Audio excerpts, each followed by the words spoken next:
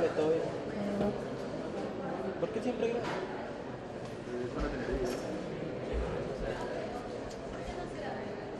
No te ganan a ti al profesor.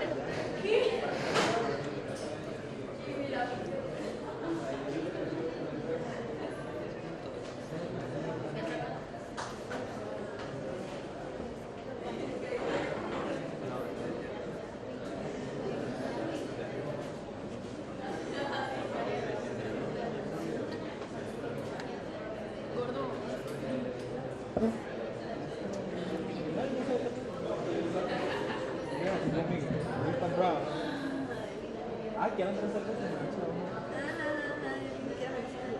Entonces, ¿qué quería decir? Para comer. Pero si no, nos grabamos porque llegó la policía y te bota la pipa.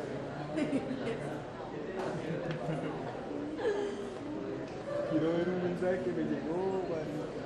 ¿Dónde está el café?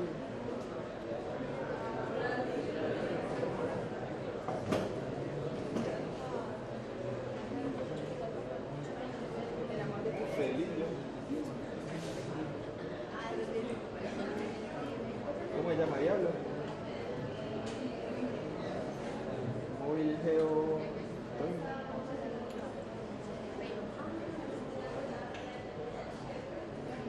Qué difícil.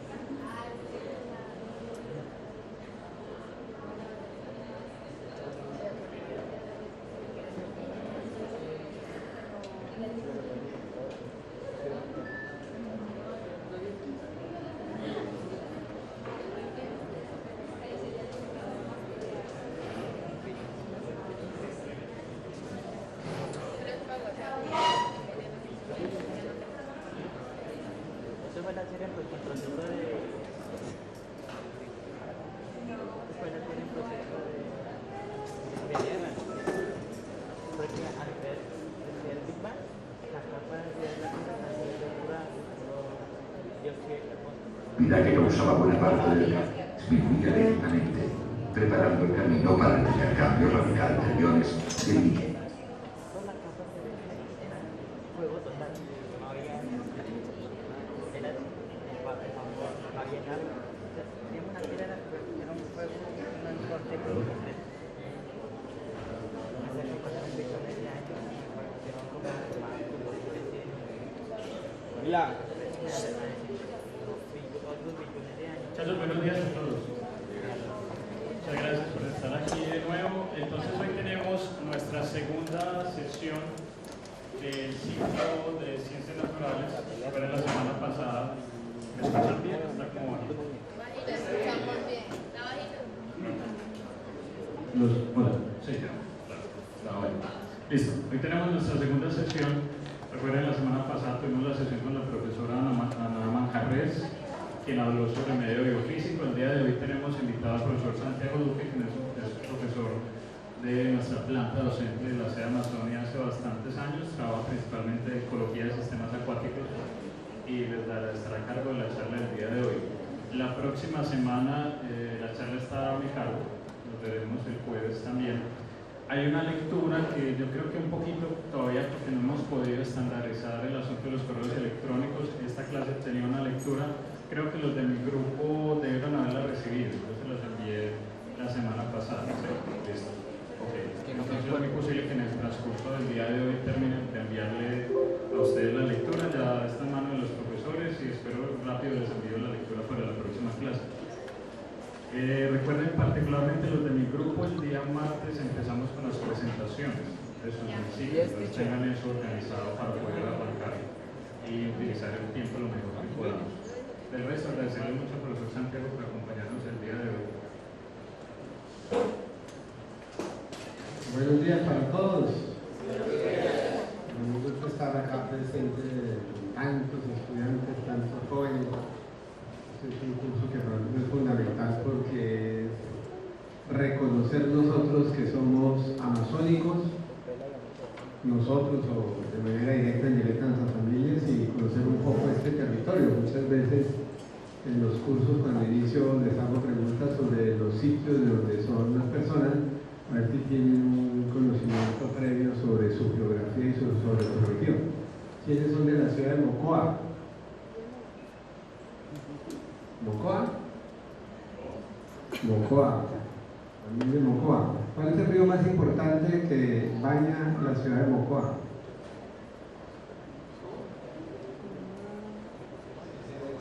¿El río Mocoa? ¿Y dónde desemboca el río Mocoa? ¿A qué río desemboca? ¿Tiene dónde es Florencia? Florencia.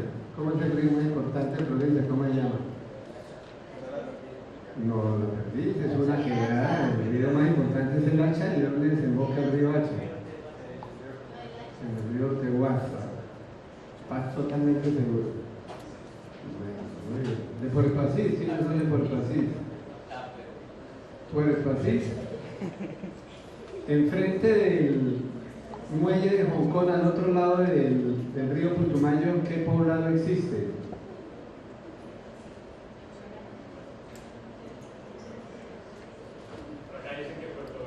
Eso, muy bien, Puerto Vega. ¿Quiénes son del Alto? Del Alto de Sibundoy. ¿Hay alguno de Sibundoy, de Santiago, de Colón o de San Francisco? ¿Quiénes son de Leticia? Esto sí saben, ¿no? ¿Cómo llaman la quebrada del kilómetro 8, donde muchas veces quizás han ido a bañarse? ¿Seguros? ¿Están completamente seguros que no es la quebrada? El bañadero, ¿eh? Bueno, sí, es de la quebrada de Aguaracán.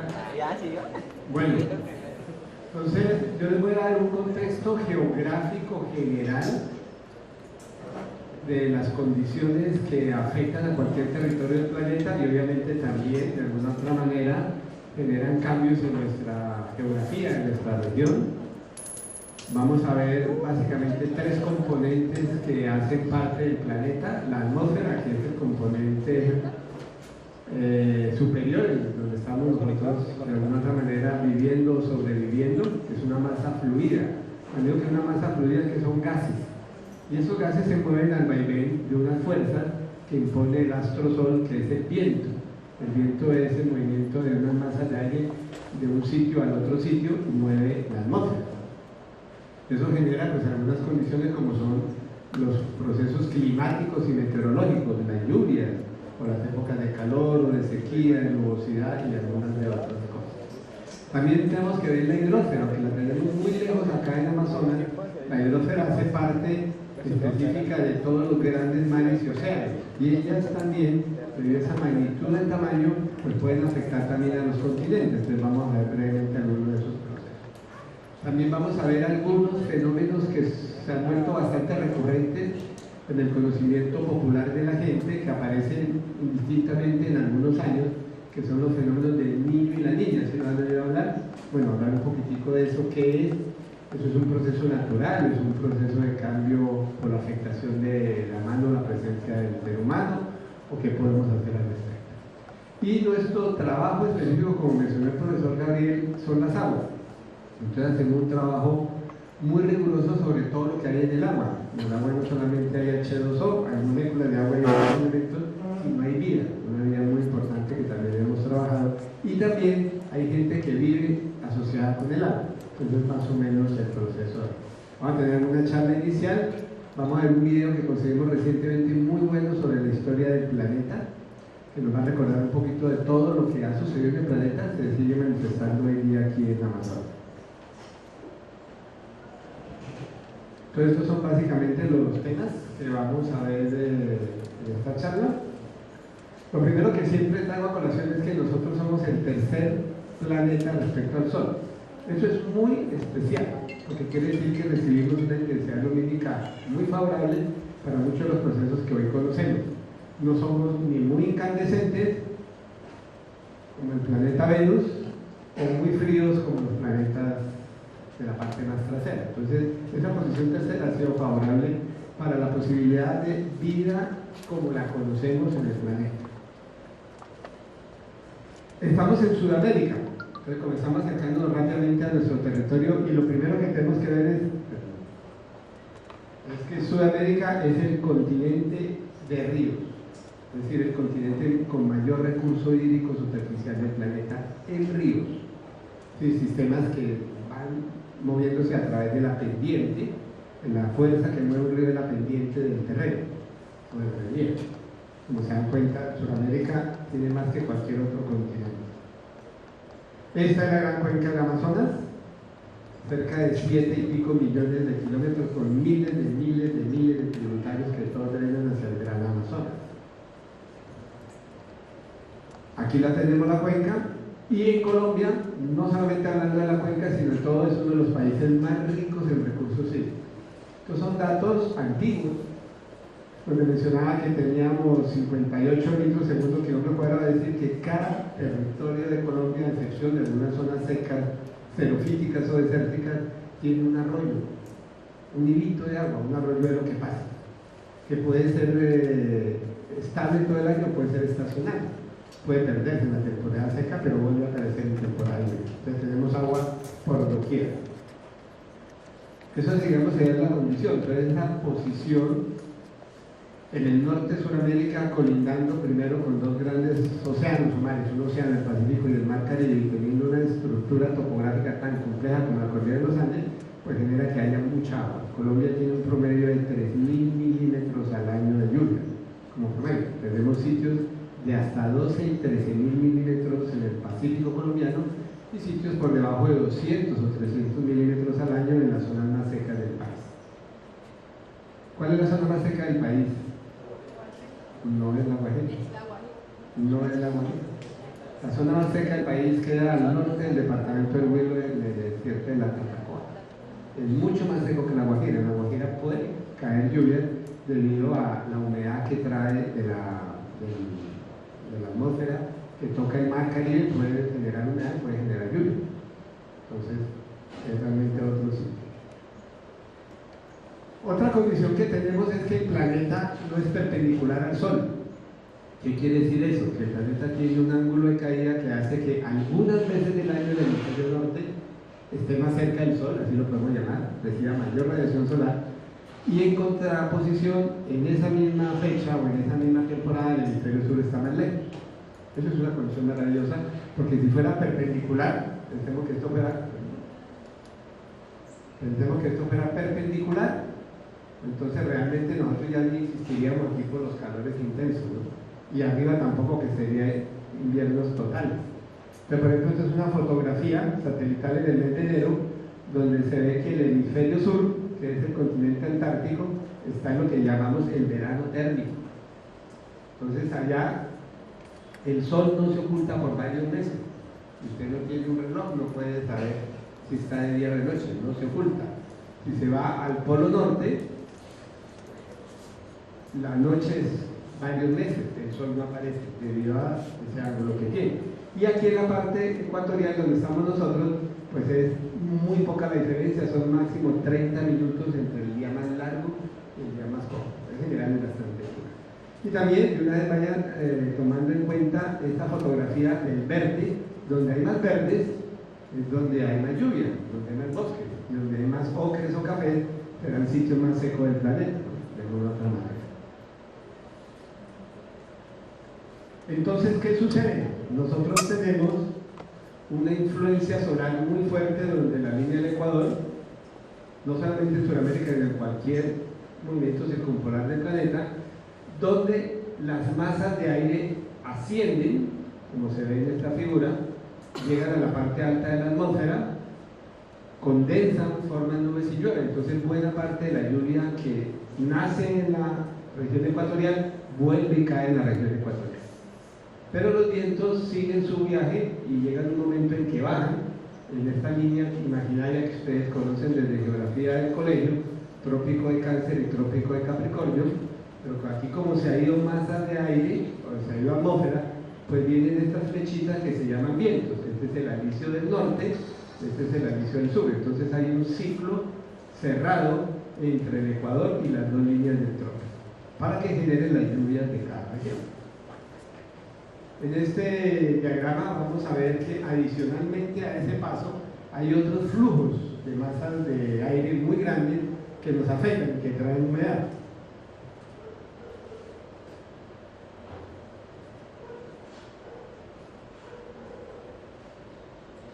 Bueno, debería funcionar y no funcionó.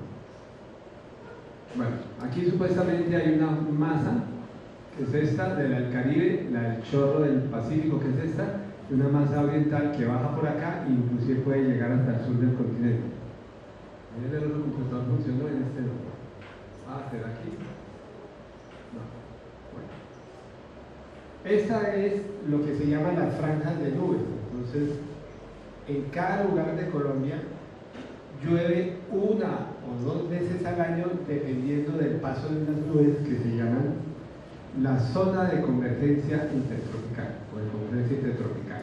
Esta es la posición más norte de esa zona, que ocurre más o menos en el mes de julio, y esta es la posición más sur. Por ejemplo, Leticia, nosotros estamos acá a 4 grados sur, en el hemisferio sur. La época más lluviosa en Leticia es diciembre, enero, febrero, no es ahora. El segundo semestre es más baja la precipitación acá, y el primer semestre es más alta la precipitación.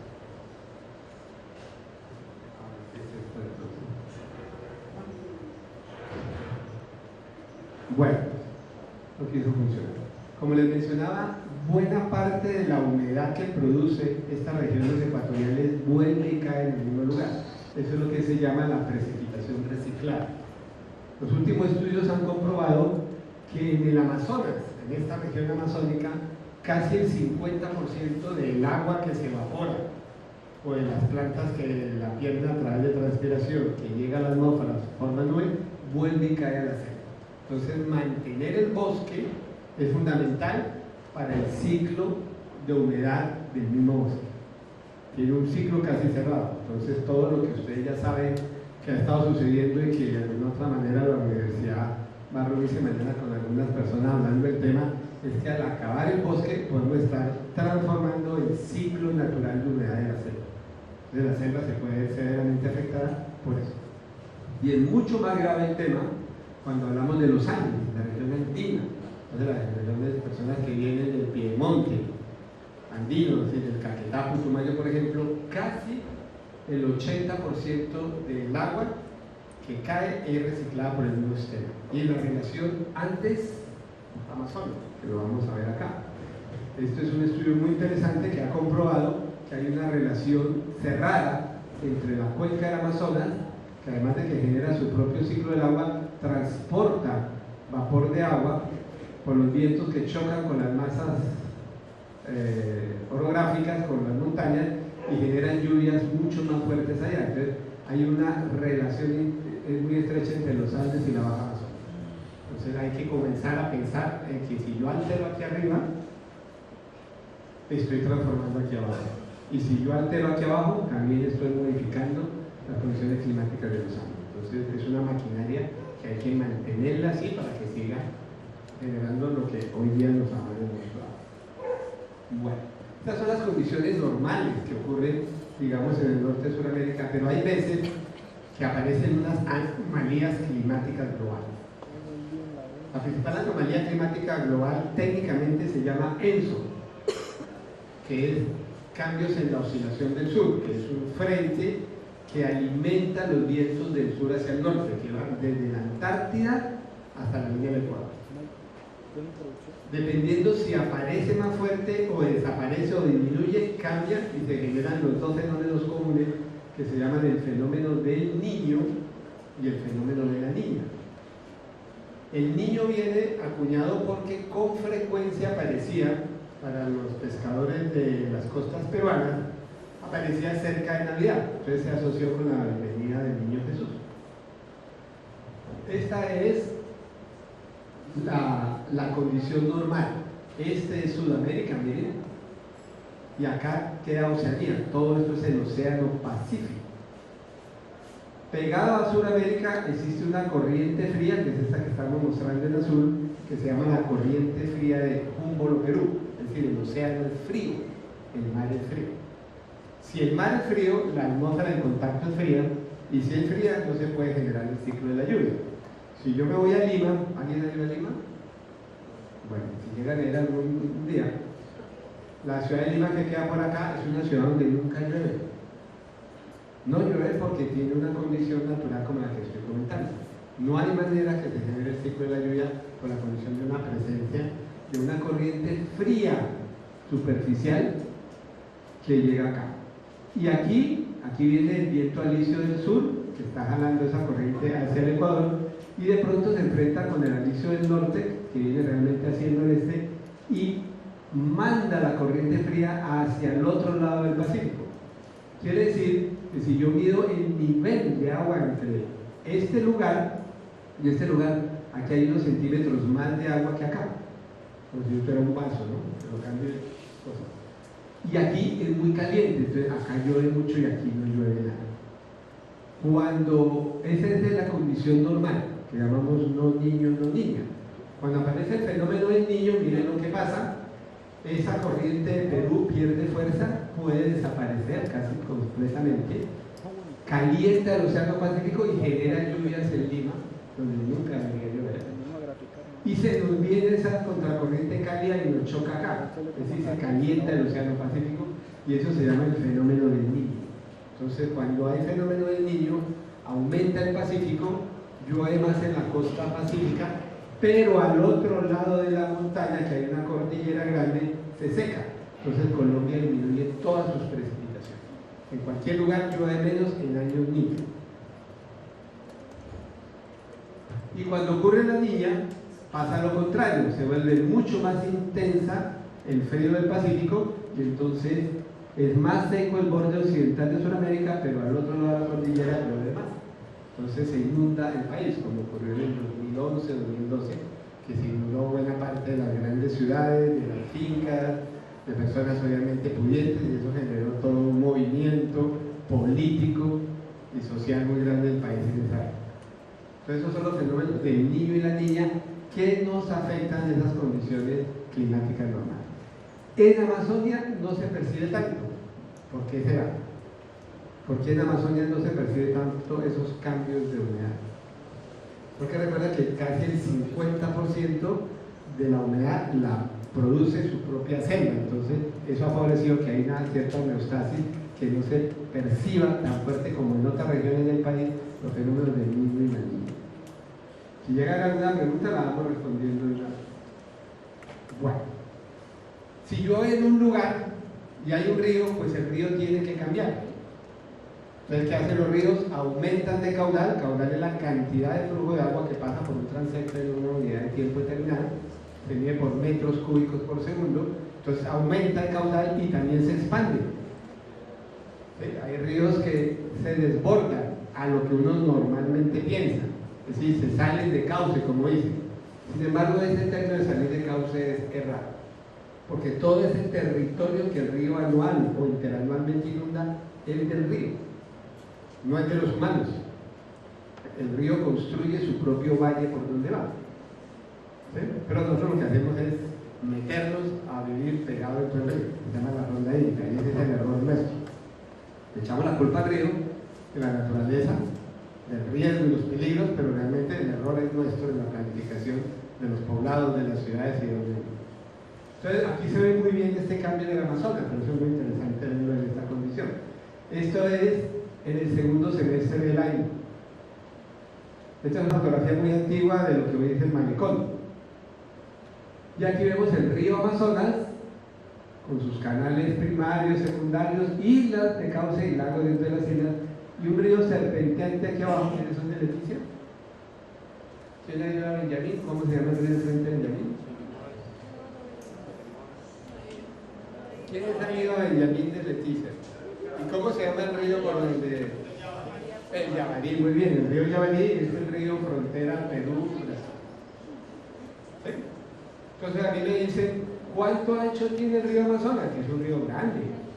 Les digo, aquí en Nazaret, por ejemplo, donde lo hemos medido aquí, mide 1 kilómetro en esta temporada. Así, ¿qué queda Nazaret? Una población que queda 1 kilómetro de ancho. En la temporada de aguas bajas o el segundo semestre del año, como digo. Pero si le digo, pero cuando, por eso le pregunto cuándo quiere que le diga el dato, porque si le dicen, ¿hay un dato mayor? Sí, mire, en el primer semestre del año ¿Ven el cambio de tonalidad en esta fotografía? ¿Qué creen que hay debajo de eso? Agua, exactamente. Entonces, bosque inundado. Aquí hay 24 kilómetros. Entonces, el Amazonas puede tener 1 o hasta 24 kilómetros de inundación. El Amazonas en su delta tiene 300 kilómetros de inundación. El delta es 300 kilómetros. Entonces, para que vean la magnitud. ¿Ok? Entonces, por eso hay que tener mucho cuidado para interpretar eso. Ahora, la gente que vive en esos sitios, pues para el común denominador del Estado colombiano, esos son zonas de alto riesgo.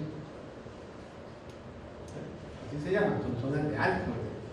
Cuando yo estoy en un río dependiente de montaña, es alto riesgo porque el río tiene una velocidad de corriente muy fuerte, arrastra piedras, otras cosas, y puede llevarse casas de gente, como pasó. ¿Tienes un de Mocoa? ¿Cuándo pasó lo de Mocoa? ¿Tienes un de Mocoa? ¿Cuándo pasó la avenida torrencial de Mocoa? ¿Se recuerdan? ¿Cuánto? Duro, duro. 2017, 31 de marzo y 1 de abril de 2017 pasó ese efecto, que fue en buena medida natural, pero producido obviamente por transformaciones paisajísticas, que ya había pasado en el último siglo 7 veces. Es decir, que nunca se aprendió sobre los problemas. 7 veces había pasado eso. En cambio aquí en Leticia, los sitios que se inundan, aquí hay unas comunidades indígenas, donde el Estado le dice a usted vive en una zona de alto riesgo porque se inunda. El río Amazonas, como es tan grande, inunda lentamente. Sube lento, baja lento, y lo máximo es que le inunde los pies o el piso de la casa. No va a ser ningún otro desastre. Entonces la gente tiene cultura anfibia, quiere decir que saben vivir en esas condiciones. Para que sepan, el 30% del territorio colombiano continental es anfibio. Y en muchos lugares hay personas que tienen esa cultura. Pero para el Estado eso es un karma, ¿no? Un desastre. No tiene nada que ver con el Estado. Entonces aquí se dan bien cuenta. En esta fotografía, miren, aquí ven el río. ¿La abajo ven el río? ¿No lo ven? Sí, es el río. Esta fotografía tomada exactamente en el mismo lugar 6 meses después o 6 meses antes. Ahí está la cuestión. Tiene que saber uno cuál es la magnitud del sistema en el ciclo del año, no en el momento en que van. Todos los ríos cambian en un año debido a esa condición climática de periodos de mayores lluvias o menores lluvias. Y las personas se adaptan. Aquí es súper benéfico y maravilloso. Entre más inunde, el Amazonas deja nutrientes y los nutrientes se utilizan para la agricultura muy favorable. Y cuando más inunda, al otro semestre hay más pesca. Entra más pescado y más alimento. Entonces la inundación es una bendición para acá. Entre más inunde y demore más la inundación, es mejor. A diferencia de lo que todos los mencionan, ¿no? Que la inundación no está. Y eso se llama sistema con pulso de inundación. Son sistemas que cambian así. Son sistemas con ecología totalmente diferente a los temas que llamaríamos terrestres, que no inundan, y acuáticos están siempre inundados. Y este es el pulso de inundación. Todos los ríos grandes de zonas bajas de Colombia, incluido el Amazonas, les pasa este patrón. Y aquí sé por qué es tan importante, porque hay una conexión del río con los lagos, con los charcos, con los caños, y los peces se mueven de un lado para el otro. Si yo cierro esto, como lo han hecho por ejemplo en Magdalena Medio, se acaba el río y se acaba el lago, que es la sierra. Se acaba totalmente, se acaba la pesca, se acaban las posibilidades de supervivencia de las personas. Esta es una fotografía nuestra, mira, aquí está la pista, por aquí está la universidad. Esta se llama la comunidad de la playa, ¿verdad? Está todo inundado, estos son los lagos y este es el río. Se lo lleva todo. Nuevamente, entre más se lo lleve, más nutrientes trae. Se le van a quedar para poder ser utilizados. ¿Listo hasta ahí? Entonces, esa es una dinámica natural, es un paisaje propio de la región que no hay que temerle, sino que hay que reconocer lo maravilloso que es. Y hay que aprender a vivir y a convivir con la inundación. Bueno, vamos a ver un video de unos 20 minutos, pónganle cuidado, es muy bueno porque relata algo. El planeta Tierra, nuestro planeta tiene 4.500 millones de años de antigüedad. Es decir, eso es mucho tiempo. 4.500 millones. No nos cabe en la mente. Si acaso, si ustedes se ganan un baloto, cuando cuenten los pesos se darán cuenta que son 4.500 millones de pesos. 4.500 millones de antigüedad es muy largo. Quiere decir que todos los procesos que han ocurrido aquí se están viendo en Amazonas. En Amazonia hay lugares de los más antiguos del planeta, rocas, formaciones geológicas tan antiguas como casi el origen del planeta. Los Andes es muy nuevo, los Andes es súper reciente. Vamos a ver unos videos después de que lo muestren ahí y unas fotografías o unas diapositivas porque es súper reciente. En el contexto de los Andes es súper reciente. ¿Sí? Había muchas Amazonias, era muy diferente el paisaje, la condición, pero hoy se manifiesta de una otra manera. Entonces, por eso es bueno recrear un poquito ese proceso para poder saber qué estamos haciendo. ¿Listo? Entonces vamos a poner el video para que pongan cuidado.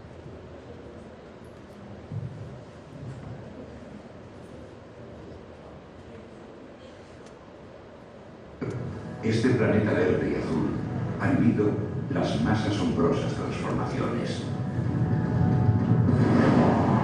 Todo comenzó en un mundo de fuego.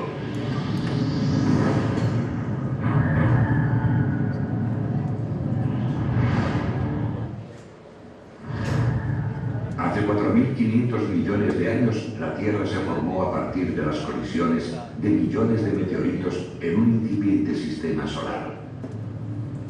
Las temperaturas eran tan elevadas que la superficie del planeta era un océano de material fundido. Pero incluso entonces, la Tierra ya se estaba enfriando. La radiactividad que causaba buena parte del calor disminuía lentamente, preparando el camino para el primer cambio radical del planeta, su transformación en un mundo acuático. Hace 4.400 millones de años.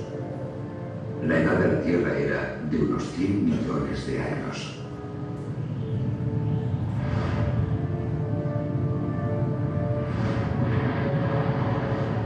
Los meteoritos seguían impactando en el planeta, pero el enfriamiento gradual del núcleo había hecho que la mayor parte de la superficie se solidificase formando una corteza de oscura roca volcánica.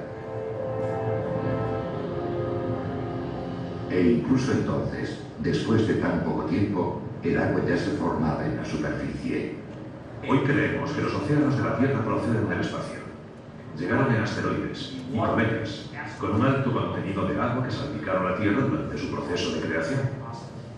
Tengo aquí un fragmento de un meteorito real. Este es el material con el que se formó la Tierra. Este pequeño meteorito primigenio contiene un 5% de agua aproximadamente. El agua de objetos como este llegó a la Tierra y formó sus océanos. Los científicos están divididos al respecto, pero sea cual sea el origen del agua, cuando llegó transformó el planeta por completo. Al evaporarse de la superficie, el vapor de agua ascendió en cantidades inmensas y se unió al dióxido de carbono en la atmósfera primigenia, formando nubes espesas que lo cubrieron todo.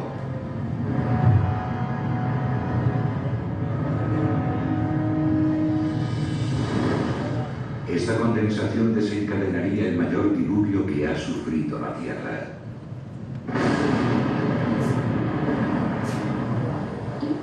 Las tormentas azotaban los cielos y la lluvia comenzó a caer sobre la superficie rocosa. Y siguió lloviendo. Llovió durante millones y millones y millones de años. El resultado fue un mundo acuático.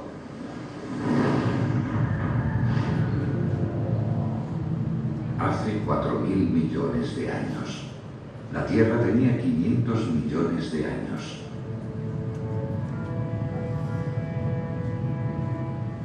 Más del 90% de su superficie se había convertido en un inmenso océano.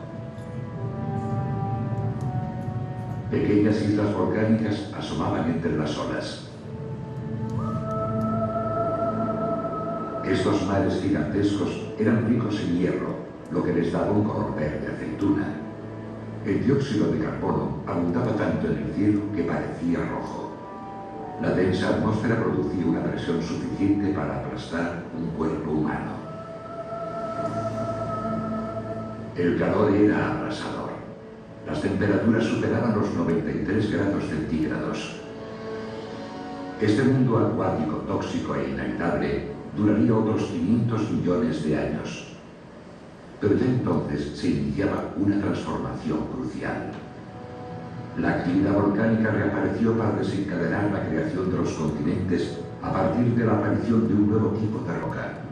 La Tierra estaba a punto de convertirse en un planeta de granito.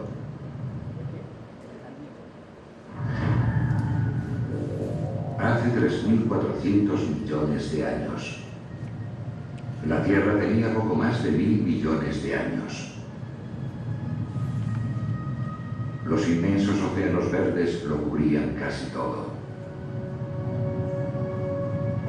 Ninguna de las islas volcánicas que asomaban sobre la superficie sobrevivió mucho tiempo al embate de los mares, pero todo estaba a punto de cambiar. El aumento de la actividad volcánica submarina no tardaría en crear una roca más dura que daría lugar a los continentes. Estas rocas erosionadas son las cimas visibles de lo que hoy se conoce como el cratón de Campbell, una colosal masa de granito primitivo que se extiende por debajo del sur de África, un vestigio de la Tierra primitiva. Hace 3.500 millones de años, el granito comenzó a aparecer por todas partes. El aumento de los fenómenos volcánicos había fracturado la corteza de la Tierra bajo los inmensos océanos, permitiendo que el agua entrase en las grietas de la lava fundida. Esta mezcla de agua muy caliente y lava basáltica dio lugar a una nueva roca, el granito. Ascendió desde las profundidades para formar la primera corteza continental. La corteza de granito no solo era ligera, también era resistente, lo bastante para soportar la fuerza erosiva de los océanos.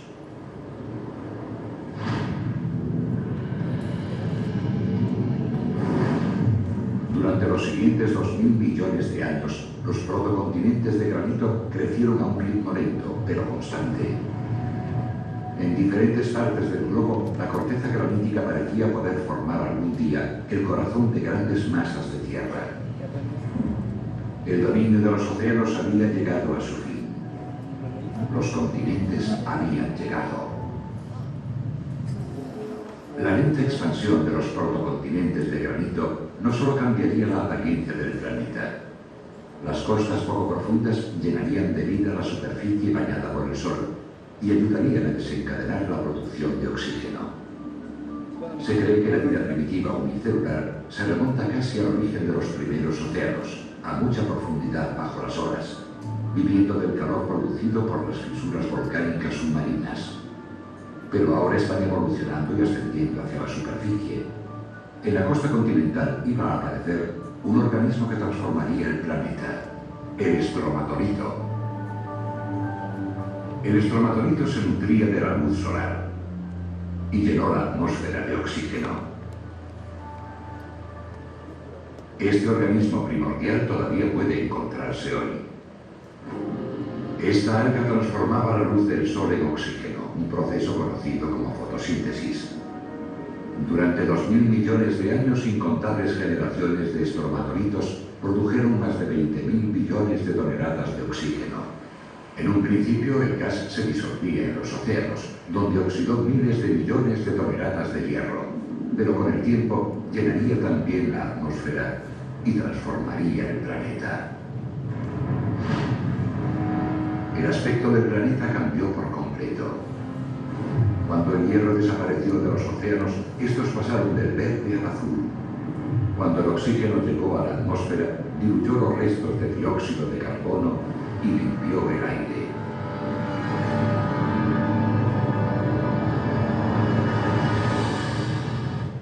Por primera vez en su historia, comenzaba a parecerse al planeta que conocemos. La aparición del oxígeno había teñido los océanos de azul, y los continentes habían crecido hasta cubrir casi la cuarta parte de la superficie, pero su expansión no había acabado.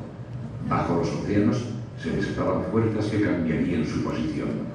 Imperceptiblemente los continentes se movían. A gran profundidad bajo la superficie, el manto rocoso se mueve continuamente en círculos, siguiendo las corrientes de convección de calor generadas en el interior del planeta. Donde estas corrientes ascienden, se forman grietas, las placas se alejan. En el espacio que dejan se forma nueva corteza marina. Donde las corrientes del manto descienden, arrastran la vieja placa oceánica con ellas hacia el interior de la Tierra. Cuando la placa oceánica se mueve, también lo hacen los continentes. Esa placa oceánica arrastra el continente consigo. Conforme los océanos que los separaban disminuían, las enormes masas de tierra se unieron en un supercontinente, Rodinia. Se cree que Canadá y los Estados Unidos formaban el corazón del supercontinente. Y los demás continentes se agrupaban a su alrededor. Quizá Rodinia era un lugar sin vida, pero tendría un efecto crucial en la vida de los océanos. En las aguas oxigenadas crecían formas de vida primitivas junto a los estromatolitos. Pero el enorme supercontinente estaba a punto de producir en ellos un tremendo impacto. Rodinia desencadenaría lo que hoy conocemos como la glaciación global, la mayor helada que el mundo jamás ha conocido. Hace unos 700 millones de años, la posición de Rodinia bloqueaba las corrientes que llevaban aguas cálidas desde el Ecuador hasta los polos. Sin ese calor, las regiones polares se helaron. El hielo que surgió reflejaba la mayor parte de los rayos solares y en un catastrófico efecto de bola de nieve, las temperaturas cayeron aún más y el hielo avanzó hasta cubrir la Tierra.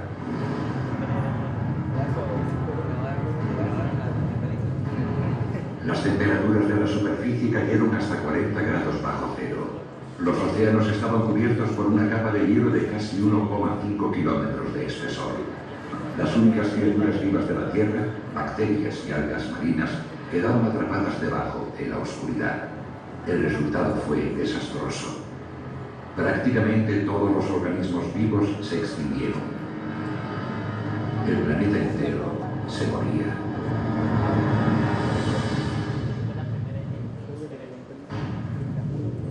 Hace 650 millones de años.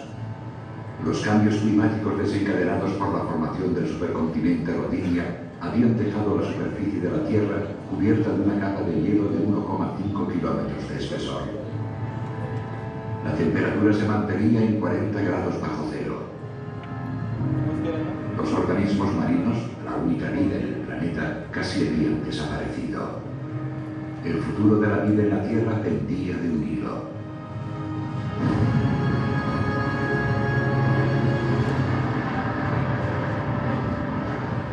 Pero bajo el hielo, el supercontinente era un caos. Inmensas erupciones volcánicas destrozaban Rodinia. Ese calor provocaría el fin de la glaciación global. Cuando Rodinia se fragmentó, el dióxido de carbono expulsado por las erupciones creó un efecto invernadero temporal. Las capas de hielo retrocedieron. Rodinia se había resquebrajado en fragmentos gigantescos. Y el dominio del hielo sobre la vida llegó a su fin. Durante el despertar de Rodinia se formaron mares poco profundos y el nivel de oxígeno aumentó. Los organismos primitivos podían dar su próximo gran paso adelante. Se harían más complejos y mucho más peligrosos. El elevado nivel de oxígeno que había desencadenado esta explosión de vida en los mares también modificó la atmósfera. En los siguientes 100 millones de años, el oxígeno alcanzó los niveles actuales. Un nivel lo bastante denso para permitir que se formase una capa de ozono en la parte superior de la atmósfera. Esta capa permitiría abandonar los océanos a ciertas formas de vida. Antes de eso, la potente luz ultravioleta habría destruido cualquier organismo que no estuviese protegido por el agua. Ahora la capa de ozono actúa como un escudo ultravioleta.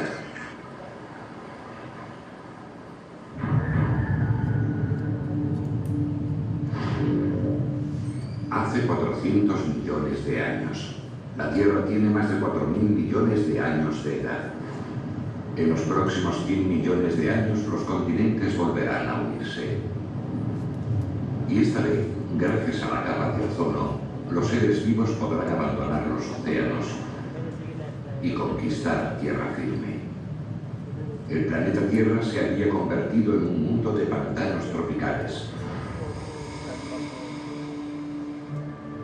Estos densos pantanos tropicales dominarían la Tierra durante los siguientes 60 millones de años.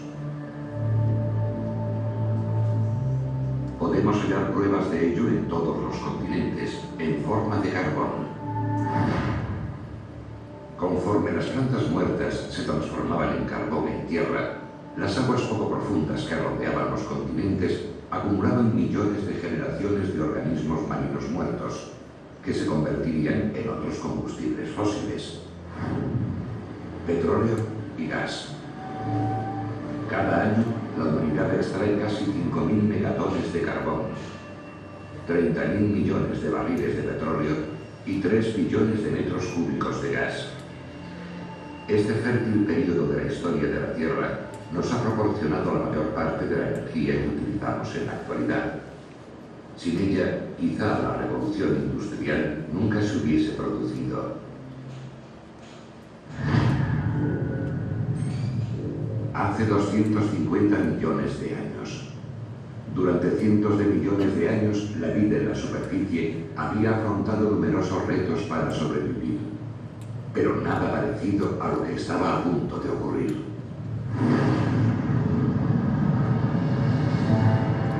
En la actual Siberia, la corteza de la Tierra se convirtió en una marisma volcánica causada por una erupción del manto poco frecuente. Nadie sabe con certeza por qué, pero en ocasiones enormes masas de manto caliente se elevan desde el interior, fundiendo y aplastando la corteza. Estas erupciones continuaron durante más de 1 millón de años. Arrojaron más de 4 millones de kilómetros cúbicos de roca fundida, suficiente para enterrar los actuales Estados Unidos bajo una capa de más de 300 metros de espesor. El planeta entero se cubrió de nubes de gas tóxico.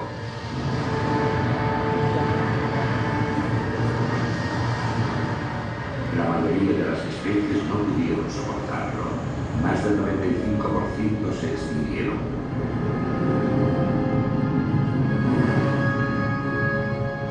Fue el mayor cataclismo que el planeta haya vivido. El planeta que surgió de ese caos se había transformado, dominado por un nuevo supercontinente, Pangea. Y el clima seguía cambiando dramáticamente. En los siguientes 200 millones de años, el oxígeno y el dióxido de carbono alcanzarían niveles desconocidos, y los animales que habían sobrevivido a la extinción evolucionarían hasta convertirse en las criaturas más famosas que hayan caminado sobre la Tierra. Los dinosaurios. Hace unos 180 millones de años, un nuevo aumento de la actividad volcánica desgarró el supercontinente. Los fragmentos continentales comenzaron sus largos trayectos hacia la posición que ocupan hoy. Norteamérica, Sudamérica, África y Europa siguieron caminos diferentes. El supercontinente Pangea dejó de existir. Había dinosaurios en cada uno de los nuevos continentes, y el cálido y húmedo clima volcánico parecía apropiado para ellos. Era un calentamiento global descontrolado. Los niveles de CO2 aumentaron más de un 500% y las temperaturas se dispararon. Esto provocó un efecto invernadero que permitió la expansión de enormes bosques tropicales por varios continentes.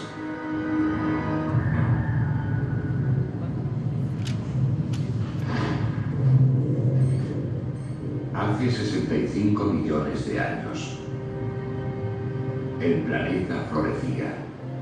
La vegetación era densa en la superficie. Los seres vivos prosperaban como nunca lo habían hecho. Pero los poderosos dinosaurios estaban a punto de desaparecer de la faz de la Tierra. El planeta de los dinosaurios había sido alcanzado por un enorme meteorito.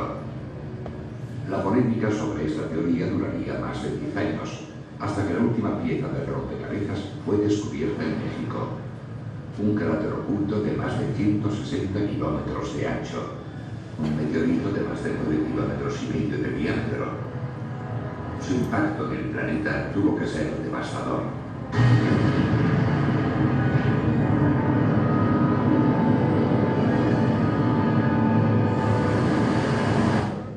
Los inmensos dinosaurios y la mayoría de las especies más importantes se extinguieron.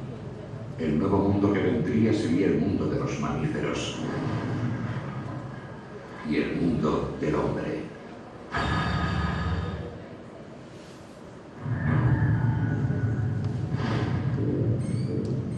Hace 50 millones de años, la vida se recuperaba lentamente de la extinción masiva que acabó con los dinosaurios. La Tierra tenía 4.400 millones de años aproximadamente, pero solo ahora comenzaban a prosperar los primeros mamíferos, nuestros antepasados.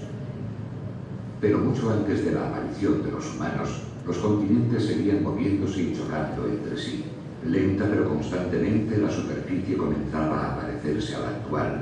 La tectónica de placas y la erosión creaban los espectaculares paisajes que vemos hoy.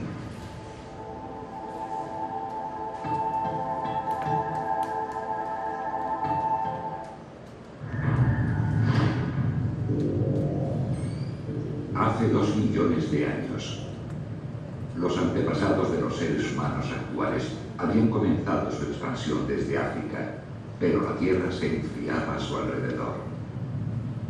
La mayor parte del planeta no tardaría en estar cubierta de glaciares. Las glaciaciones habían llegado. Las grandes heladas se desencadenaron cuando los volcanes de Panamá se desbordaron, creando la lengua de tierra que une Norteamérica y Sudamérica, y alteraron radicalmente las corrientes oceánicas del planeta. Los mares polares se enfriaron notablemente. Esto provocó un fuerte descenso de las temperaturas por todo el planeta, que señaló el comienzo de unas glaciaciones que durarían decenas de miles de años. En los últimos 2 millones de años, debido a los cambios del clima, las inmensas capas de hielo crecieron y menguaron. En cada trayecto, hundieron y aplastaron la Tierra bajo su peso. El clima templado que siguió al fin de la última glaciación permitió a los primeros seres humanos moverse libremente por la superficie. En este breve periodo, una fracción del 1% de la historia de la Tierra, se ha desarrollado toda la historia de la civilización humana. El hombre ha transformado nuestro planeta. Desde nuestra perspectiva, nuestros logros son asombrosos. Pero seguiremos sobreviviendo y prosperando. Aunque nuestras industrias no afectasen al calentamiento global durante los próximos siglos, no podrían más que retardar lo inevitable. La posición actual de los continentes, que mantiene fríos los océanos polares, podría desencadenar una nueva glaciación en solo 15.000 años. Pero, incluso si sobrevivimos a las grandes heladas, tendremos que afrontar otros retos más importantes. Conforme la tectónica de placas mueva los continentes y ponga fin a las glaciaciones, las regiones costeras se inundarán y desaparecerán países enteros. Dentro de 200 millones de años, un nuevo supercontinente, Pangea Última o Neopangea, tomará forma cuando primero el mar Mediterráneo y luego el océano Atlántico desaparezcan. La Tierra vivirá de nuevo un caos letal. Los niveles de oxígeno y las temperaturas de la superficie podrían fluctuar por completo y provocar nuevas extinciones masivas. Pero ni siquiera el trauma de la aparición de un nuevo supercontinente podrá compararse a lo que vendrá a continuación. Todo llegará a su fin cuando se detenga el motor de la tectónica de placas. Los fuegos del interior de la Tierra que han dominado la actividad en la superficie algún día agotarán su combustible y la historia del planeta Tierra habrá terminado. Sin el calor de su corazón, ocurrirá en la Tierra lo que muchos creen que sucedió en Marte. La atmósfera y los océanos desaparecerán y la superficie se convertirá en un desierto inhóspito. El planeta habrá muerto. Pero esto ocurrirá en un futuro increíblemente distante. Durante al menos los próximos 1000 millones de años, mientras la Tierra continúa su viaje épico, algunas formas de vida también continuarán el suyo.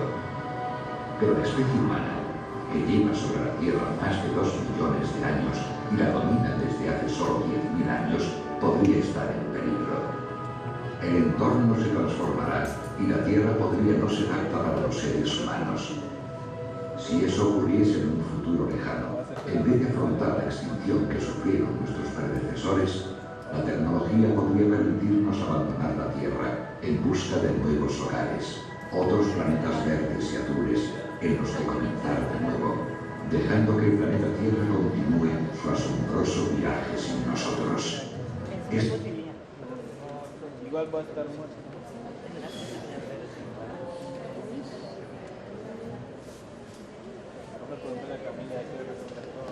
Bueno, entonces ya con este recorrido vemos que una historia muy interesante, muy larga, muy compleja, que todavía se dirá. Entonces vamos a recrear un poco algunas de esas condiciones para poder hablar de nuestra región.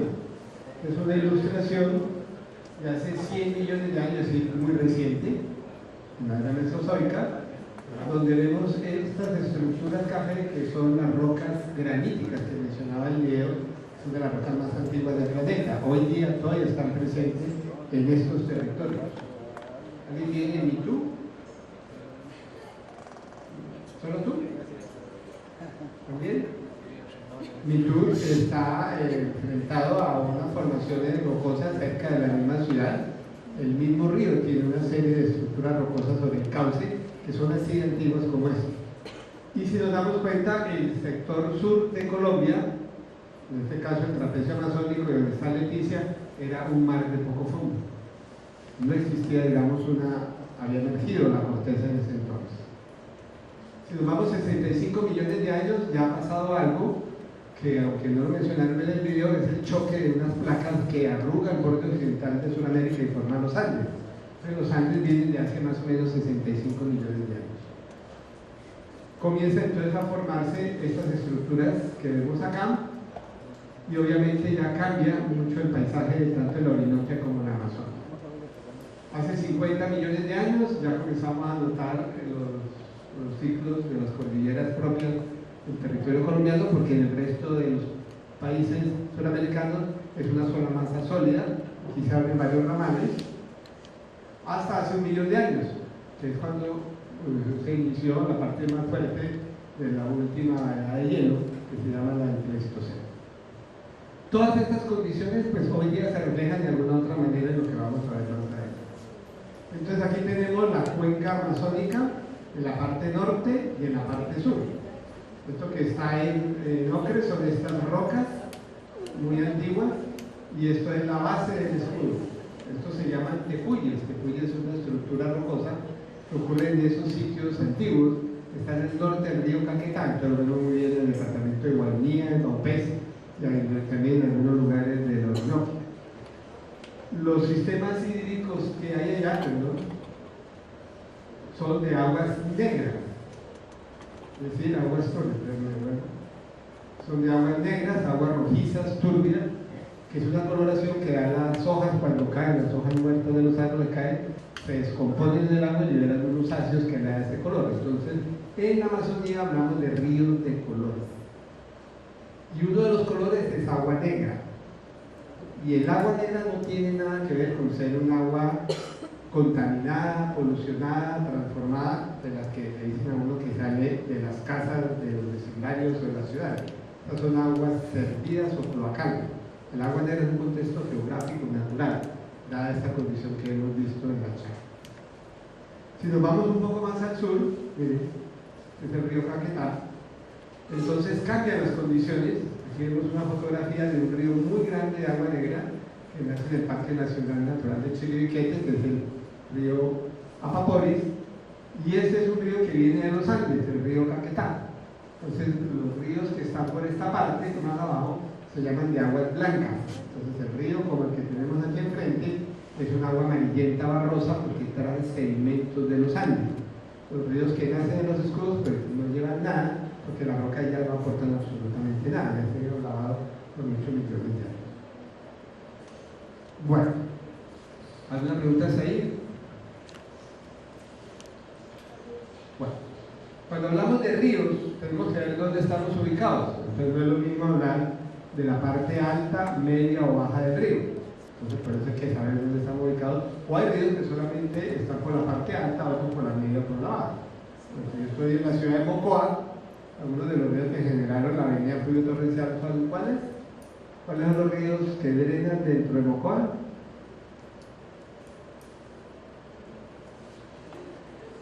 El Mulato, el San Royaco, la Taruca, todos esos son ríos de la cuenca alta, es decir, solamente están en pendiente y rápidamente caen a otro río. En el caso del Amazonas tenemos la parte alta del río Amazonas, está en Perú, la forman dos ríos que se llaman el Ucayali y Marañón. Más abajito, por aquí en la parte media, le cae un río que viene de la parte alta ecuatoriana, desde el río Napo, y nosotros estaríamos ubicados en esta parte leticia. Quiere decir que claro, nos falta todo este recorrido para llegar al océano, nos faltan casi 4.000 kilómetros para llegar al océano. ¿Sí? Ya es un río grande, pero obviamente va a ser más grande a medida que va a bajar. Entonces un río como el del Amazonas acá vive en esta zona, una planicie de inundación. Si uno lo ve desde el avión, ve que el río hace curvaturas, forma lagos a uno u otro lado. Es una característica propia de los ríos ya en el estado, digamos, de zona baja. Este es el punto que vivimos nosotros de toda esta gigantesca red de drenaje que hay. Aquí quedaría la ciudad de Leticia y el tramo que nos corresponde al río Amazonas. El río Amazonas tiene un comportamiento. ¿Salí de campo a dónde tenés? ¿A dónde van a ir? A San Pedro creo que es. Bueno, el río Amazonas, solamente para conocer un poco, este es nuestro tramo del río Amazonas. Son solamente 116 kilómetros entre la población de Atacuari y la ciudad de Leticia, compartidos con los peruanos. Solo tenemos 116 kilómetros. El río tiene una estructura morfológica particular, que tiene zonas de estrechos, Puerto Nariño, el estrecho de Serra, el estrecho de Nazaret, arriba de Leticia y el estrecho de Tabatinga aquí. Y entre cada estrecho se abre con varios canales primarios y secundarios e islas que llamamos islas de cauce. Esta es una fotografía de una de las zonas abiertas. Aquí va el cauce principal del río, cauces secundarios, islas y lagos de inflorescencia. Por ejemplo, cuando uno va aquí enfrente a Santa Rosa, ¿quién ha ido de Leticia a Santa Rosa en bote? ¿Han visto el Amazonas todo? No, ese es un canal nomás. El río Amazonas está detrás de Santa Rosa, muchísimo más grande, apenas son canales pequeños, estos que les estoy mencionando por acá. El canal más grande está detrás de la isla de Santa Rosa. ¿Cómo? Y este es el estrecho de Tabatinga. Desde aquí está Santa Rosa, la isla de China y de Rondilla, aquí está Leticia. Hay sitios donde el río va muy lento, entonces el río no es igual. Además, el río es un elemento vivo de la naturaleza, es decir, está en constante movimiento y cambio. Cuando un río va más lento, todo lo que lleva en suspensión lo va dejando. Entonces hay sitios donde el río está sedimentando, como vemos aquí en los colores amarillos, dentro de este tramo, y forman unas barras de sedimento, de arena o de playas bastante grandes y muy rápido. Entonces el río está cambiando muchísimo año tras año. Esta es una playa en uno de estos sitios que puede ser 150 metros en un año. Es decir, las islas crecen 150 metros al año. cuando el río les favorece para formar las selvas. Hay otros sitios, en cambio, donde el río va más rápido. Si va más rápido, entonces erosiona la ribera.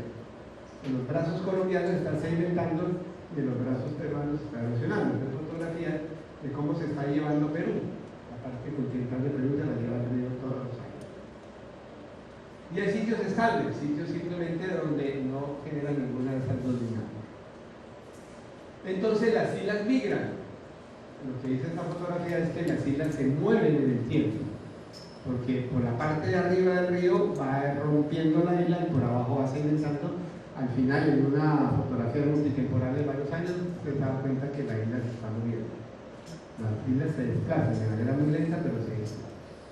Y esta es el caso más particular de Leticia. Esta es una fotografía de la ciudad de Leticia en 1970 que tenía el río Amazonas totalmente pegada a la ciudad.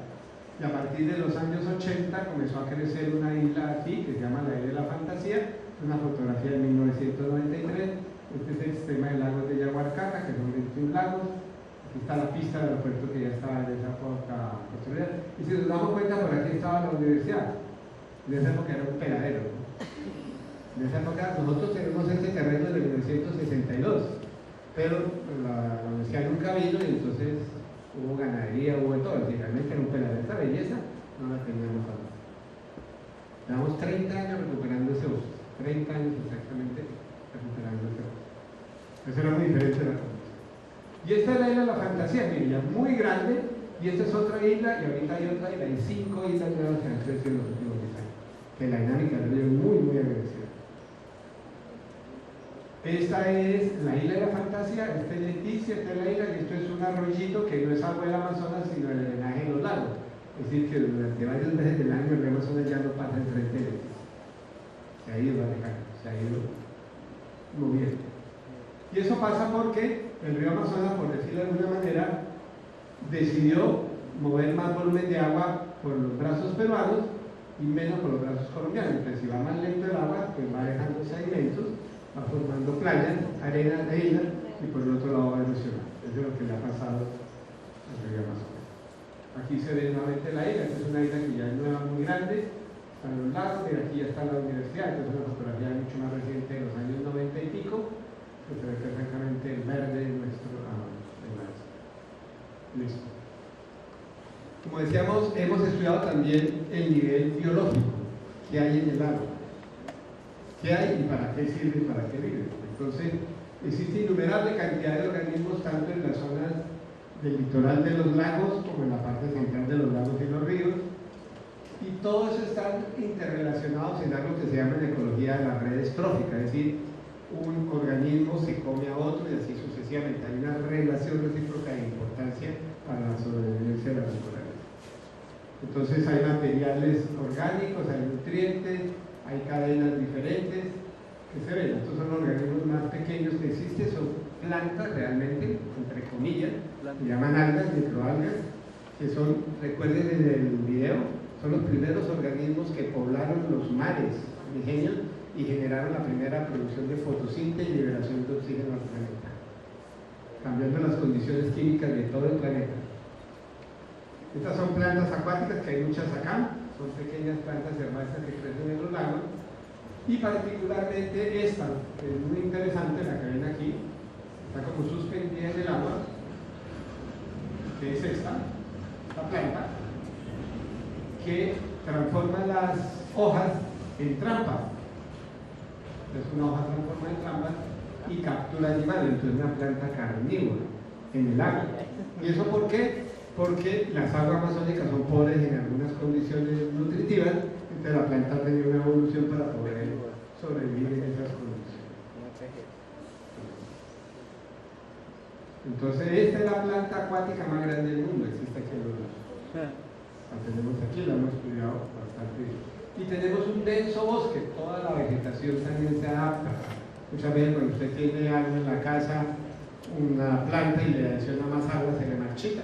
No, aquí están adaptados a condiciones de inundación por meses, hasta 6 meses o 7 meses, dependiendo del sitio donde estemos ubicados. Tenemos otros pequeños animalitos que se comen a las algas, que serían todos estos.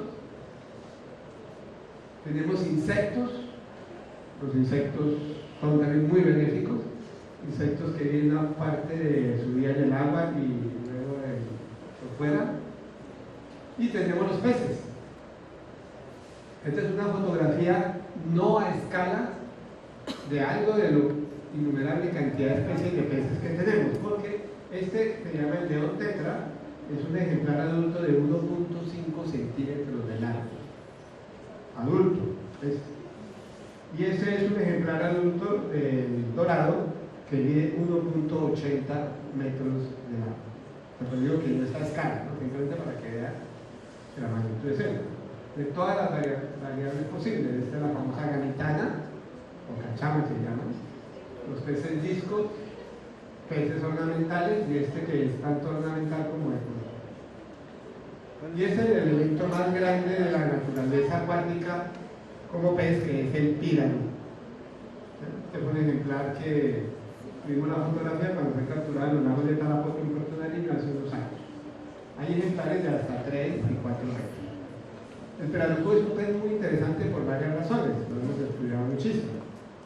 Primero, es un pez primitivo, entonces está por ahí, muy cerca de uno de esos continentes que se separó cuando hablaban de Pangea. Hubo un continente en el norte que se llamó Laurasia y un continente en el sur que se llamó Gondwana. Es de esa época, es de 200 millones de años tiene ese pez. Vive exclusivamente en la cuenca amazónica, no vive en ningún otro lugar del planeta. Es un pez que tiene una biomasa de crecimiento muy rápida, entonces su sistema respiratorio quedó vestigiado. Quiere decir que, como ustedes saben, los peces respiran por branquias, por agallas, ¿no? Este pez las tiene, pero no le sirve. Entonces tiene que compensar y tiene que salir a superficie, abrir la boca y coger atmósfera, aire. Entonces cada 20 minutos hace un arte que se llama boyar. Tiene que salir a respirar y no se muere. Debido a esa condición. Boyar se llama. Nosotros hicimos una vez una experiencia en una finca por el kilómetro 16-17 haciendo la reproducción. Teníamos los padrotes. Los padrotes son papás de pirarucús, ¿sí? Con sus hijos. Entonces vinieron de Bogotá los de la televisión de la universidad pues a filmar esa maravilla, tener un pez que se estaba reproduciendo, bueno, esas cosas. Lastimosamente la bióloga que era encargada del proyecto no estaba en ese momento, sino estaba el operario. Entonces fueron allá a tomarles la foto al pez, lo acercaron al borde del estanque, y el operario, el pez hacía así que quería como salir, obviamente quería salir porque tenía que respirar, y él no lo dejaba salir que para que le tomara bien el video de la foto y se murió. Es un pez que se muere si le pasa eso. Necesita la respiración aérea para poder sobrevivir. Pero eso también es muy favorable. Hemos hecho ya 2 estudios de censos de peces. Cuando usted dice cuántos peces hay en este estanque, por ejemplo en el estanque piscícola, lo que hacen es lanzar una malla y sacar todos los peces y contarlos. Así toca hacerlo, ¿no? Y cuánto pesan, cuánto miden, cuántos machos hay, cuántas hembras hay, cuántos son juveniles, cuántos no, tocaría hacer así. En pirarucú no. En pirarucú hay especialistas pescadores en pirarucú, que solo cogen pirarucú, no más. Entre 8 y 14 años se demora una persona para ser un buen pescador de pirarucú. A ver, y como sale cada 20 minutos, entonces se ingenió una técnica muy interesante, y es visitar los lagos en las temporadas bajas. Porque al pirarucú le gusta meterse al bosque, al bosque inundado, ¿sí? Le gusta meterse por debajo de las plantas, de los árboles. Pero cuando está el lago pequeño, ¿qué pasa? Pues solamente está todo el espejo de agua que yo veo. Llevo a los pescadores de pirarucú, les doy una canoa, les doy un reloj y una libreta con un espejo, y los suelto por todo el lago. Decimos, arrancamos a las 10 de la mañana y a las 10:30 paramos y recogemos todos los datos. Recuerden, aproximadamente cada 20 minutos un pirarucú tiene que salir. Si está ahí, tiene que salir. Entonces, cada pescador anota en su libreta el dato, y por el sonido de la boyara, el sonido que hace el pirarucú, reconocen 3 tamaños, entre pequeño, juvenil y adulto. Solo con el pez, solo anota. Pero por ejemplo, ustedes 2 están juntos. y al final que recojo los cuadernos de los dos, dicen que a la misma hora salió un pez del mismo tamaño, quiere decir que posiblemente estamos duplicando el dato. Pues corrijo los datos, elimino uno de los registros y al final puedo saber exactamente cuántos cuidados podemos usar. Y eso lo están haciendo ahora muchos pobladores año tras año para saber si las poblaciones están en aumento o en disminución. Tienen cuidado parental. El macho es el que cuida la prole. El cuidado parental hace nido en el fondo de los lagos y los alevinos viven en la cabeza del macho. El macho libera una especie de exudado blanco como leche para darle alimento a los alevinos.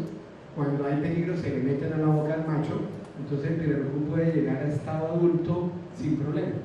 Y cuando ya es adulto, solo se encuentra con el caimán negro y se sabe que se respeta. Ninguno de los dos animales se toca, siendo los predadores más importantes de una raza. El caimán negro mide 5 metros, 6 metros y el pirarucú 1,5 metros, 3 metros. Esa es la historia del pirarucú, que es muy interesante. Es un pez muy bueno para piscicultura. También tenemos una variedad enorme de tortugas. Entre ellas esta es la tortuga de agua dulce más grande del planeta. ¿Sí?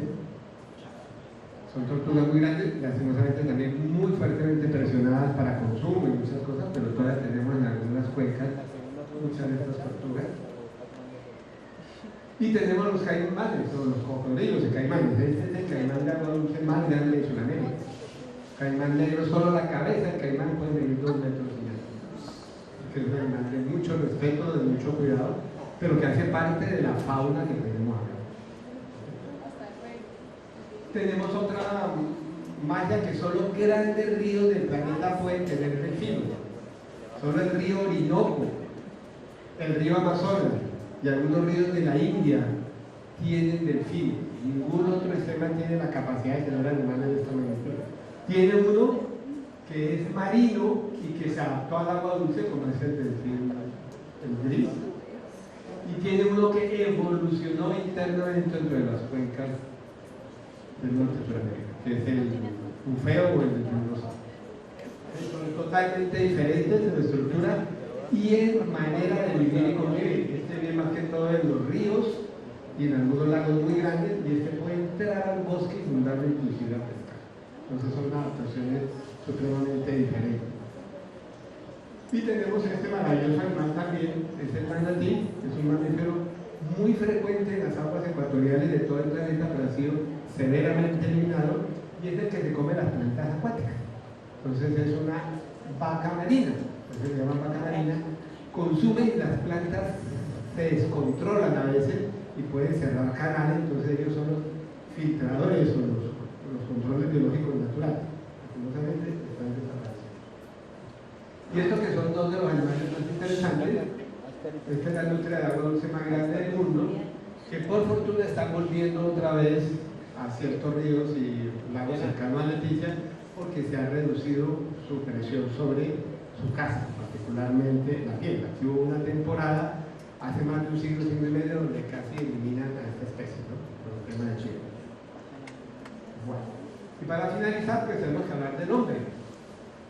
Ustedes, nosotros, todos dependemos del agua.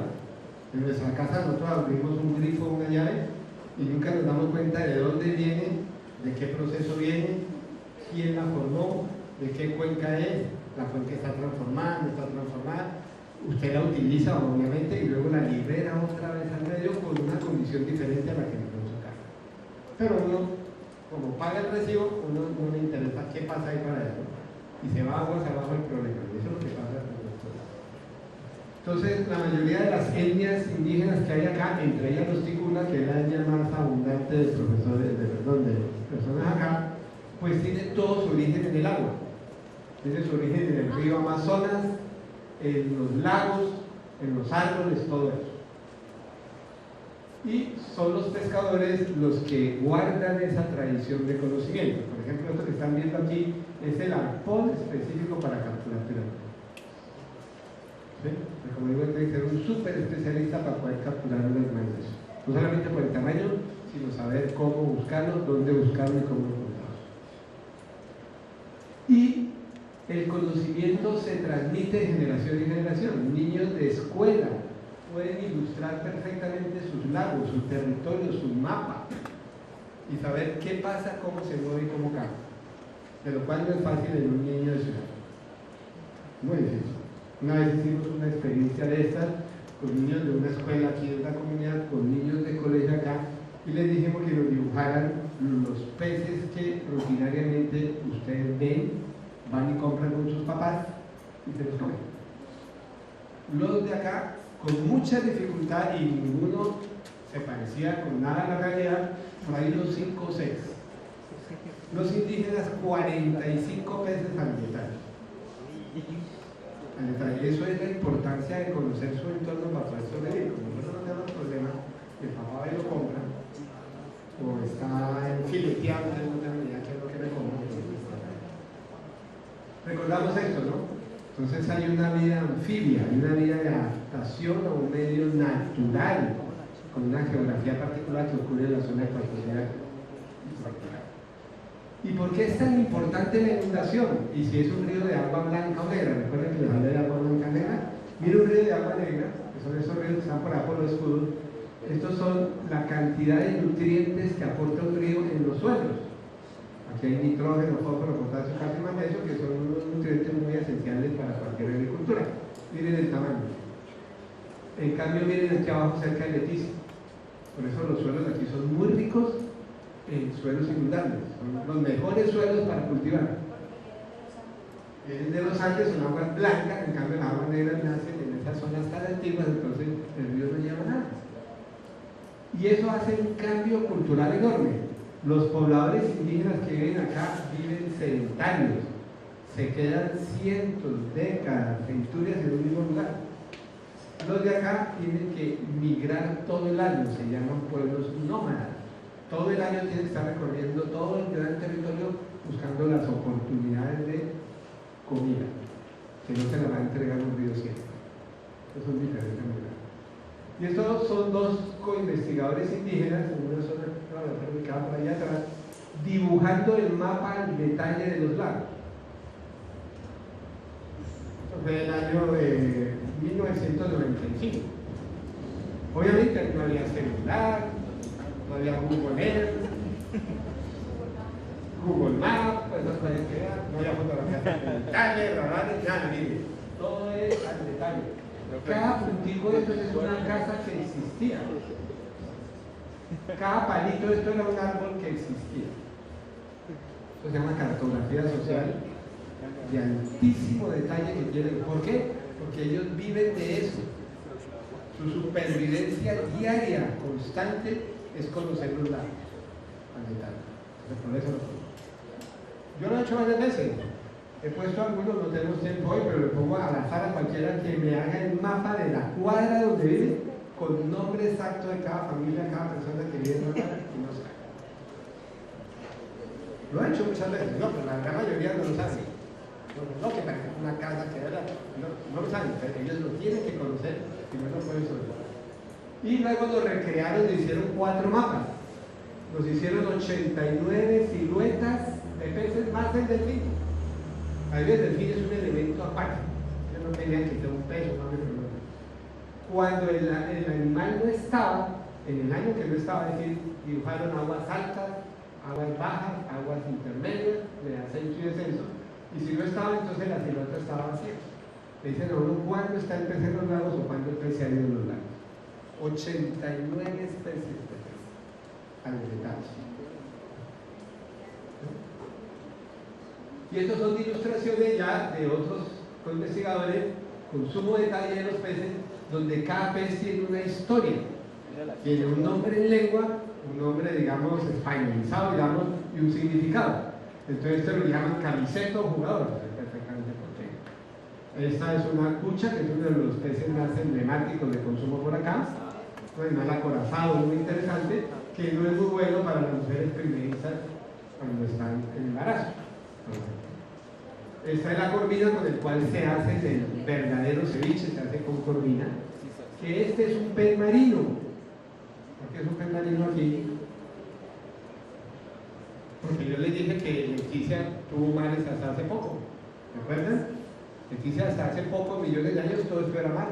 Aquí no había continente, no había emergido la corteza, era mar de poco a poco.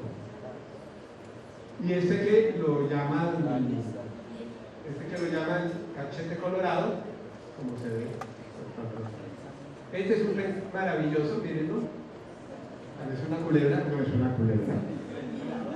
Es el pez más antiguo que tenemos en el Amazonas. Este pez, hoy día solo hay 5 especies vivas de este pez en el mundo. Una en Sudamérica, que es esta. 2 en África, pónganle cuidado a la geografía que estoy diciendo, y 2 en Australia. Hay 5 especies vivas. ¿Por qué? Una está en Sudamérica, 2 en África y 2 en Australia, que eso queda en la quinta parte. Porque tuvimos un supercontinente que se llamó Gondwana, que estuvieron unidos. Entonces, es tan antiguo como eso. Y es pulmonado. Tiene branquias y pulmones como nosotros. Entonces, recuerden que en el video decía que hubo momentos de grandes pantanos. Todo el planeta se convierte en pantanos sin oxígeno, agua pero sin oxígeno. Entonces tuvieron que evolucionar y puede vivir enterrado en el fango, húmedo a la piel, durante 6 meses en una gota de agua. Y es un pez, vive acá. Y este también es muy interesante, es marino, es de los marinos más evolucionados que hay, que se llama lenguado o rayapanga. Para entenderlo, todos los peces son así, ¿cierto? Tienen un ojo acá y otro ojo acá, ¿cierto? Este pez, dependiendo de quién es, se acuesta cuando es adulto, para acá o para acá. ¿Cómo se acuesta? Si se acuesta para acá, este ojo no le sirve, ¿no? Entonces el ojo le migra para acá. Si se acuesta para acá, el ojo le migra para acá. Se llama lenguado. Y aquí, el marino en el mar se consume mucho. Siempre se consume mucho en Europa, en otros lugares gigantes. Son pequeños, pero viven en los lagos de Yaguacaca. Entonces nos recrea que esa condición marina que tuvimos, ¿no? Tuvimos mares recientes y tenemos elementos faunísticos que se quedaron a vivir con nosotros. Y obviamente el arte también va a esto. Este es un pez muy interesante que está en los arroyos nuestros, que se llama el pez hoja. Es exactamente igual a una hoja, flotando como muerta, seca, parece seca, pero hace una bocota y coge lo que pueda. Entonces es una manera de sobrevivir. Esta es el pirarucú, esta es la araguana, que es familiar del pirarucú, el que se saca mucho ornamental. Este es el pulmonado, el lenguado, y este es el pez más peligroso de la Amazonas, que es el temblón. Se llama anguila eléctrica, que no es una anguila. Es un animal donde el animal es solo este pedacito hasta acá, solo esto es el animal. Aquí tiene la boca y aquí tiene el ano. Y todo esto es una batería para la producción de energía. Entonces es un pez que ha generado una evolución para ubicarse casi ciego, los ojos realmente no le sirven, y para capturar a su presa a través de corrientes eléctricas. Es peligroso porque el agua transmite electricidad. Si usted está en un sitio metido y un temblor de esto le lanza un 500 voltios, se muere. Y se ha muerto gente con esto. Es muy peligroso, hay que tenerle cuidado. ¿Quiénes se han bañado en el kilómetro 8? Después de las 7 de la noche, él llega allá. Él vive allá desde ese arroyo. Pero es no tanto tranquilo. Pero en la noche se va y ahí él vive. Entonces hay que tener cuidado, por eso uno siempre sale como pescador de gente, la región que le diga, metas a esta hora, no se meta, hay que creerle, ¿sabes? Que eso no se meta. Y obviamente aquí están también los demás animales que ya vimos ahí. ¿Por qué es tan importante la pesca? Porque aquí un ribereño de aquí o de toda esta región de Perú, Colombia y Brasil consume todos los días pescado.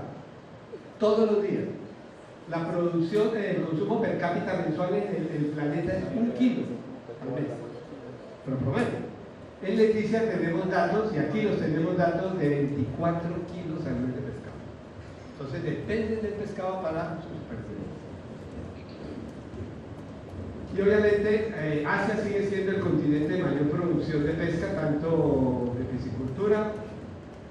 La Amazonia en América Latina representa el 49%, así que seguimos explotando la Amazonia muy fuerte del tema de pescado. Y obviamente hay que enseñar de todo, entonces tenemos museos del agua, y obviamente lo más importante es que el ser humano somos parte del ciclo del agua y tenemos que entenderlo y controlarlo.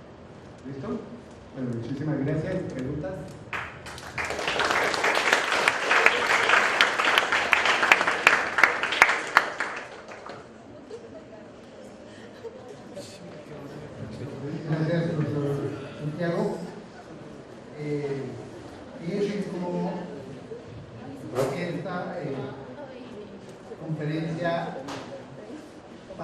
elementos y número de elementos y también eso la postura Manjarres. Tiene que hay un continuo y una articulación.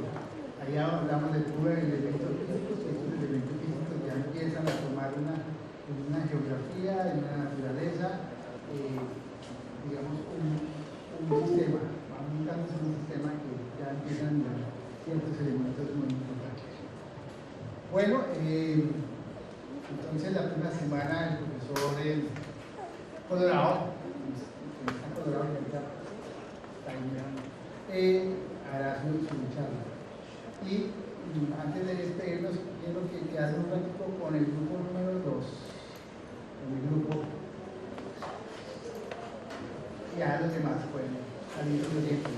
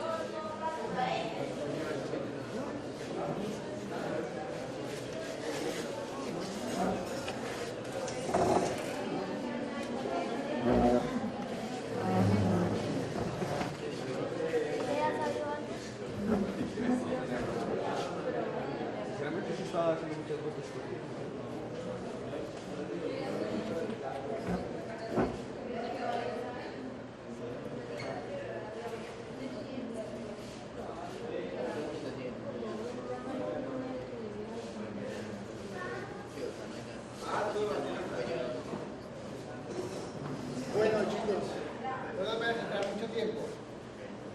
¿Quiénes levanten la mano los que no han recibido los correos que he mandado? ¿Quién? Bueno. ¿Quién más? Porque usted dijo que mi correo le rebotó. Por eso. Yo creo que siempre No, pues ya me llegó. Tuyo no sirve. No, pero ya ahora sí sirve. ¿Ya sirve? Ahora sí sirve. ¿Qué pasó? No lo había activado. No lo había activado. ¿No lo habías activado? ¿Solamente que los demás han recibido los correos? Muy bien, entonces me quedo con ellos dos.